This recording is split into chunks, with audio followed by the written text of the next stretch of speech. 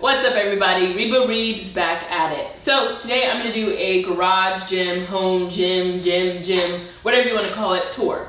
So come on, let's go. Just kidding, I'm obviously here.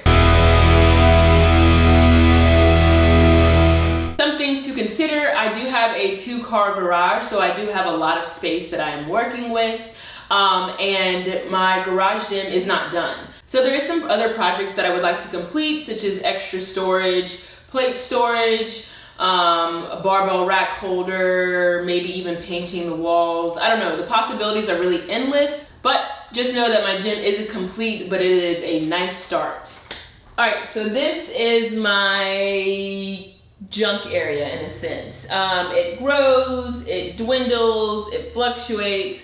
Basically, with being a homeowner, you know that you buy a house to put your things in. That's all your house is. It's a pile of stuff with a cover on it. That's all your house is. It's a place to keep your stuff while you go out and get more stuff. Mostly, the most important thing that I really keep in this area is my lawnmower. But other than that, it's really just random stuff that needs to find a place. So this area is mainly for my GHD, the freezer, and this one really tall plyo box. The plyo box is here because I have Zoom calls with my weightlifting team, and so this provides the best angle when looking at my lifts from my platform. Now the GHD is over here because I didn't really want it in the middle of the garage because it would mess up the openness of it. So I kind of just pushed it off to the side, and dust is collecting on it right now. Obviously I have a yoga mat on it. But yeah, this area is more of like a rec area in a sense. I also keep my bike over here. It's turned upside down right now. But so on my rest days, I usually go biking.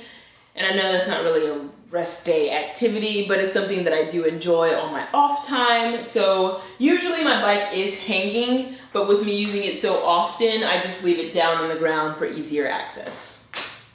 Moving on. So this is my pride and joy, my rig. I got this rig from X Training Equipment. Now it does come standard with obviously J-cups, but it did come with spider arms as well. Some extra things that I added on was a dip rack and these storage bars on the side. I opted to get those just because I knew I would need extra storage for my plates, and they've served their purpose well. So one really quirky thing about the garage is that I have a 14-inch cove. So when I was looking for a rig that would fit, I wanted something that would fit basically within those 14 inches. I didn't want anything to stick out anymore or be any closer to the wall. So it's 14 inches deep and it's 8 feet tall. So this rig works perfectly because any car that I'm gonna bring into the garage, it's not gonna interfere with the rig, and the rig isn't gonna interfere with it. What I also have over here is some floor storage for my kilo plates. I also have a heater and a fan. So the thing with living in North Carolina is our weather fluctuates a lot all year long. It could be the middle of the summer and we have a really cold morning. It could be middle of winter and we have a really warm morning. So I have a heater and a fan in here just to accommodate for that. So over here is just some added storage. I have obviously some hanging storage. I have my electric lawn tools, my sled, but I also have storage for my coolers up here for when I travel.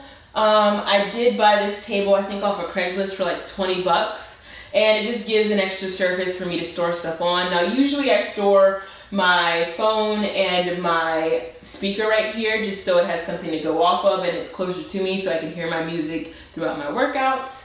But really it's just more miscellaneous stuff. I store some protein down here and some extra backup shoes, but yeah, I usually just store stuff over here. So over here is more so like the cardio area, I guess, if there ever is one. I have my assault bike and my rower. Now granted, my assault bike has a decent amount of dust on it, simply because I just don't use it that much. I'm not gonna get rid of it anytime soon because these are quite expensive. And honestly, if I were to get rid of it at this point, I wouldn't buy another one. It's a great tool when it comes to conditioning and warming up. So I like it for that aspect, but other than warming up and conditioning, I'm really not gonna use this bad boy. I also have a rower in case I want to warm up on that. I have a few slam balls, wall balls, kettlebells. This stuff is more so from like my CrossFit days than weightlifting days. But this equipment is good to have. And honestly, if you're looking for something to help you warm up or to get conditioned, I definitely would suggest a rower. One, because I won't say they're inexpensive, but for what you pay for a rower, you can get that much then out of it. I wouldn't suggest an assault bike just because I'm not a fan of the assault bike, and they're kind of harder to come by. But if you can afford one, why not throw one in your garage? They're super simple, easy to move, and they get the job done. Also over here is my mobile squat area. It's mainly set up so that way 2 people can be working out at once in my garage. So I have my rig that's drilled into the wall, and then I have this area that I can easily break down or build up. So right now this is on 2 gym mats. That's kind of why I'm a little bit more elevated than my platform. But I plan on spreading those gym mats out, and ultimately the end goal is to have my whole garage covered in gym mats. But in order to move this gym mat over, there's some stuff over here I still need to move around, reorganize, and get to. So that's why they're just double stacked right now. All right, last but certainly not least is my pride and joy home built platform. So if you're looking to see how I built this platform, there is a video that I will link up here to the left. Go and click on that and it'll show you how I built this platform. So before I had this platform, I was just lifting on garage mats. Now lifting on garage mats definitely worked for me. I have a newer house, so I wasn't really tearing up my floors, but at the same time, I wanted to definitely protect them. And more so than that, I wanted to get the feel of lifting on a weightlifting platform. I do it during competition, so in order to practice how I play, I built this platform so I could do so. Now this platform isn't perfect, but it serves my needs. There is a plethora of DIY weightlifting platform tutorials, videos out there online. You can find them on Reddit, you can find them on Facebook, you can find them on websites. I mean, you can find these tutorials anywhere. Now, the video I made isn't a tutorial, but it's simply just like a walkthrough of how I made my platform. And it's just to show you how simple this process is. And ultimately, if you're going to get into weightlifting, if you're going to be building your home gym, you have to ask yourself if a platform is something you want and or need. At the end of the day, I made the decision that this is something that I wanted and needed, again, to get the feel of weightlifting on a platform and just to more so stabilize and get into the mindset of it for myself.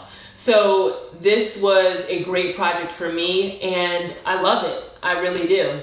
All right, so that is it for today. This is my home gym, garage gym, gym, whatever you want to call it, gym tour.